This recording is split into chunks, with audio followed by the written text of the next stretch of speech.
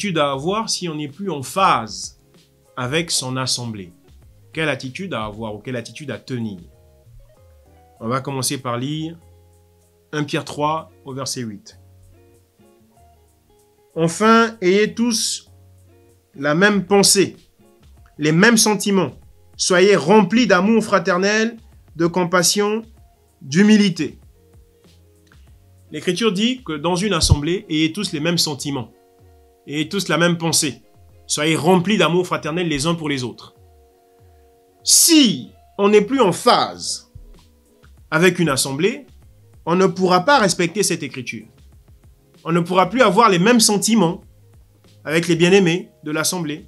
On ne pourra plus avoir d'amour fraternel avec les bien-aimés de l'assemblée. Alors, c'est quoi l'attitude à avoir? Eh bien, c'est de partir. Quand on n'est plus en phase avec une assemblée, on quitte cette assemblée-là. Lorsque Hébreux 10 au verset 25 dit « Nous ne sommes pas de ceux qui quittent leurs assemblées et tout pour se perdre, etc. » Ça ne parle pas du fait de partir d'une assemblée pour aller dans une autre. Non. Ça parle de la catégorie de gens qui ont abandonné le Seigneur, qui ont abandonné la voie du Seigneur pour retourner au péché, pour retourner à leur maître, à leur premier maître, qui était le péché, qui était le diable, l'adversaire Satan, pour retourner à lui. C'est de ça que ça parle. Donc de ceux qui apostasiaient, de ceux qui abandonnaient la voie du Seigneur. Mais autrement, si vous quittez une assemblée pour aller dans une autre, vous n'avez pas apostasié, vous n'avez pas abandonné la voie du Seigneur.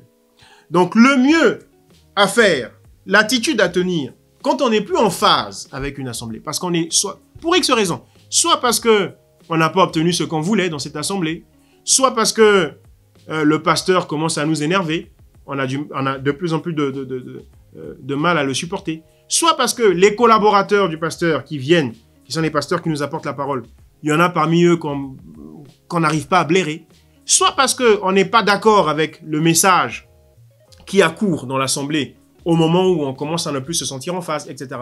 Pour X raisons, quand ça arrive, plutôt que de rester et finalement de servir de cinquième colonne, c'est-à-dire de finir par boycotter cette assemblée-là, de finir par devenir un ennemi à l'intérieur, un infiltré au-dedans de cette assemblée, la meilleure attitude, c'est de partir. Parce que quand vous ne partez pas et que vous restez, vous êtes maudit, vous vous auto-maudissez. Le Seigneur Yahushua vous maudit. Voyez-vous? Alors que si vous partez dans le calme, si vous partez en douceur, vous serez béni. Contrairement à l'assemblée, à l'enseignement majoritaire et dominant, aujourd'hui on dit, si tu pars d'une assemblée, tu es maudit. Non, c'est pas vrai.